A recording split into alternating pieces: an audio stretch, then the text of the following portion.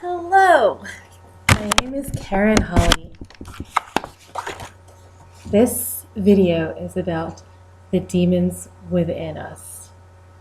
And that's my name, Karen Holly. And this course is BUS for Business 612, Spring 2017, with Tracy Balduzzi and Sim Covington. We are taking it back to my era. This was technology back in the day because I'm having editing problems. And we're going to talk about leadership as a whole, who I am, what I've learned from the course. And the reason why I call it The Demons Within Us is because there was a video by John Gray, who is a very famous author. He authored a series of books, Mars and Venus on a Date, Men Are From Mars, Women Are From Venus. So those series of books, and in it he talks about some of our weaknesses. And some of our weaknesses are what we are going to today refer to as the demons in us, because just because we have those weaknesses doesn't mean they're here to stay. We have strengths, weaknesses, opportunities, and we can play to all of them so that we can improve on ourselves. And as we have all heard before, when we stop learning, we stop growing. So let's do this. Now, the first of the assessments is about what I was deemed for conscientiousness, and that, according to our text by Lucier and Achua, the conscientious personality dimension includes traits of dependability and integrity. And so dependability in our text is on a continuum between responsible, dependable, to irresponsible, undependable. Then it says highly dependable people get the job done and are characterized as loyal, committed to their coworkers and the organization. Integrity is on a continuum between being honest and ethical or not. Integrity is the foundation for trustworthiness. We focus on honesty here, and we'll discuss ethics in more detail in the last section of this chapter. Integrity is about being honest, no lying, cheating, manipulating, or stealing.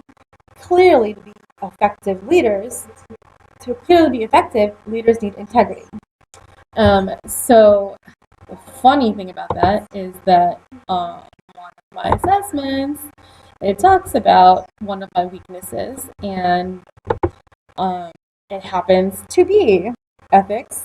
It was on a scale, and I got a 58, which is extremely low, so I was pretty disappointed with myself.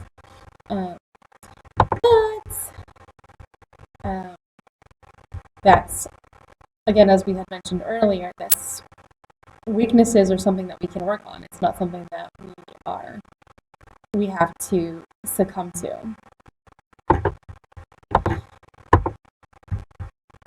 And so that's one of my demons.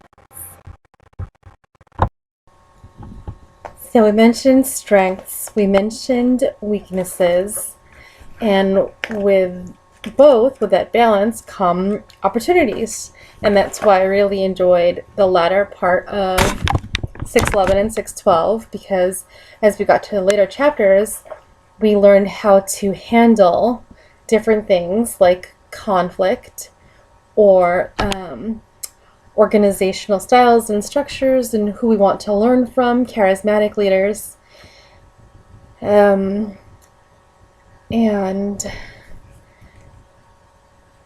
so the demons really are not that bad of a thing, to be honest with you. It's just a matter of learning how to redirect what we have going on for ourselves. I think that we have a lot of charismatic personalities who are a part of Utica College.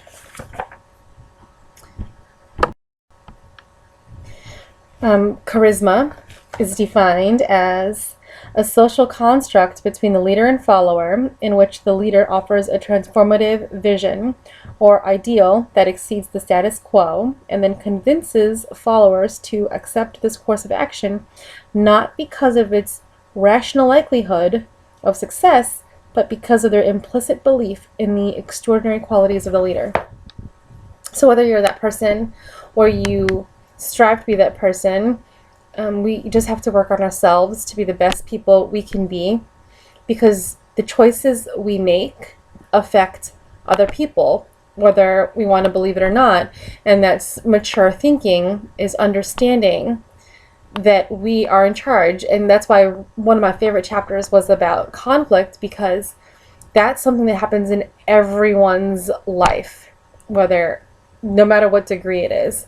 And I was very happy to learn about how avoiding conflict actually is some people's way of dealing with the inevitable ups and downs of life. And so I'm not John Gray, but I am Karen Holly, learning from as many people, charismatic leaders, as I can, and one class at a time in this program. So thank you for listening, and thank you for a great class.